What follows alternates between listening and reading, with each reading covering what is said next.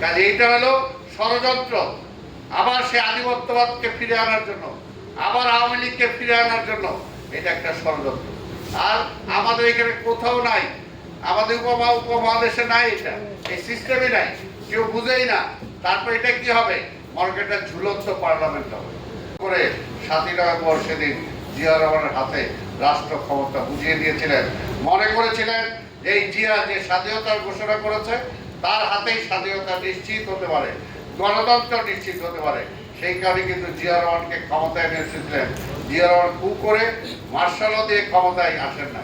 সেই জিয়া রহমান এই দেশে রাজনীতি ফিরিয়ে দিয়েছেন, গণতন্ত্র ফিরিয়ে দিয়েছেন। যে যে শেখ মুজিবের অবদানের কারণে রাজনৈতিক সংগঠনগুলো আন্ডারগ্রাউন্ড পলিটিক্সে চলে গিয়েছিলেন, অস্ত্র হাতে তুলে নিয়েছিলেন, তাদেরকে কিন্তু প্রকাশ্য রাজনীতি করার সুযোগ দিয়েছিলেন। তোহা সাহেবের মতো আন্ডারগ্রাউন্ড পার্টির লোককে কিন্তু তিনি পার্লামেন্টে নিয়ে এসেছিলেন। এটাই ছিল জিয়া রহমানের এরকম অনেক অবদান। তারপরে আবার কি হলো? জিয়া রহমান হত্যা করার পরে আমরা কি আবার দেখলাম, আবার গণতন্ত্র চলে যাওয়ার মতো অবস্থা হলো। আবার এই দেশনেত্রী বেগম খালেদা জিয়ার নেতৃত্বে 9 বছর আন্দোলন সংগ্রামের মধ্য দিয়ে তিনি আবার গণতন্ত্র ফিরিয়ে দিলেন, এবং বেগম খালেদা জিয়ার আমলে আবার অনেক সংস্কার হলো। আজকে যে মহিলা বলি, আজকে অনেক সংস্কার যেগুলো হচ্ছে, আজকে শিক্ষাঙ্গনে মেয়েদের শিক্ষার কথা বলি, এরকম আরো অনেক কিছু বলা যাবে। মুক্তিযুদ্ধের কথা অনেকে বলে।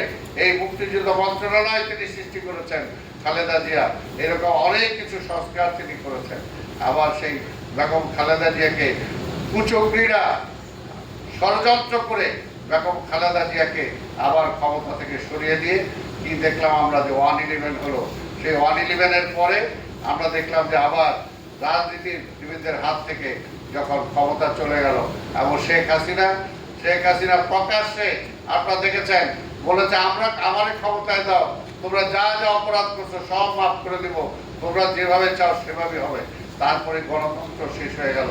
আবার সেই তাদের সাথে বোঝাপড়া করে আপনারা দেখছেন তারপর তিনি ক্ষমতায় আসলেন, এবং ক্ষমতায় এসে জনগণের উপর নির্ভর করে সে দেশ চালায় নাই, জনগণের ভোটে সে নির্বাচিত হয় নাই, মনেও করে নাই যে বাংলাদেশের জনগণের ভোট দিয়ে তার নির্বাচিত হয়ে প্রধানমন্ত্রী হতে হবে। সে মনে করেছে ভারত তাকে নির্বাচিত করবে, যে কারণে তার পররাষ্ট্রমন্ত্রী বলছে ভারতে যে আরেকবার শেখ হাসিনার সরকারকে ক্ষমতায় রাখতে হবে। এই আধিপত্যবাদী শক্তির বিরুদ্ধে আমরা দীর্ঘদিন লড়াই করেছি, কখনো কিন্তু আপোষ করে না। বেগম খালেদা জিয়া আজকে অনেক সংস্কারের কথা বলেন। বেগম খালেদা জিয়া সেই ব্যক্তি যে সংস্কারের জন্য আজকে দেখছেন কেয়ারটেকার গভর্নমেন্টের বিল আনার জন্য তিনি নির্বাচিত প্রধানমন্ত্রীর পদ তিনি ছেড়ে দিয়েছেন। কাজেই আজকে যারা বিএনপির সাথে আওয়ামী লীগকে মিলাতে চান তাদেরকে এইগুলো হিসাব করতে হবে যে বিএনপির পথটা কি ছিল। বিএনপি এই পর্যন্ত দেশের জন্য, স্বাধীনতার জন্য, গণতন্ত্রের জন্য কি করেছে, আর আওয়ামী লীগ কি করেছে। কাজে বিএনপি কিন্তু একটা পরীক্ষিত শক্তি, পরীক্ষিত রাজনৈতিক দল। আজকে সেই বিএনপিকে অনেকে তার ইতিহাসে কালিমা লাগানোর জন্য চেষ্টা করে, কিন্তু কোনো লাভ হবে না। আজকে তাই আমি বক্তব্য দীর্ঘায়িত না করে শুধু সেলিম আব্বা যে কথাটা বলছে যে পিয়ার, এই কথাটার উপর বলে আমি শেষ করব। এই পিয়ার কেউ বুঝে না। সেলিম আব্বা নিজেও আমার বললো, বা আমি তো এখনো বুঝি না, বাংলাদেশের মানুষ এটা বুঝেই না। আর এইটা কোথা থেকে হঠাৎ কিছুদিন, কয়েক মাসের মধ্যে এটা নতুন করে উৎপত্তি হয়েছে। উৎপত্তিটা কি কারণে? যে বিএনপি কে ঠেকাও, জামাত যেটা, যারা বিএনপি কে ঠেকাইতে চায়, এগুলো করে কি বিএনপি ঠেকাইতে যাবে? আর ভোটের এই পদ্ধতি তারা চায় এটা নাকি সংস্কার করতে হবে, এটা বিএনপি মানে না বলে বিএনপি নাকি সংস্কার মানে না। কারা বলে এটা? আপনারা এই পর্যন্ত পার্লামেন্ট নির্বাচনে, জাতীয় নির্বাচনে নিজস্ব দলের উপর ভর করে কয়টা সিট পাইছেন? নিজেরা চিন্তা করে দেখেন কয়টা সিট পাইছেন। আর নতুন যারা দল করছেন তারা তো এখন পর্যন্ত পরীক্ষাই দেন নাই। তাই তারা বলে তাদের কথা শুনতে হবে, অর্থাৎ জনগণ তাকে এমপি বানাবে না, কিন্তু আমাদের ঐতিহাসিক দায়িত্ব ওনাদেরকে পার্লামেন্টে নিতে হবে। জনগণ দ্বারা নির্বাচিত না হইলেও তাদেরকে পার্লামেন্টে নিতে হবে। এটা হলো কমপ্লিটলি একটা চাল। এটা হলো আবার আওয়ামী ফ্যাসিবাদকে ফিরে আনার জন্য একটা চক্রান্ত। আওয়ামী ফ্যাসিবাদকে ফিরে আনার চক্রান্ত। আজকে আওয়ামী লীগ নিষিদ্ধ হয়েছে, কিন্তু আওয়ামী লীগের যে জোট ছিল সেই জোটের দলগুলোকে নিষিদ্ধ হয়েছে, হয় নাই।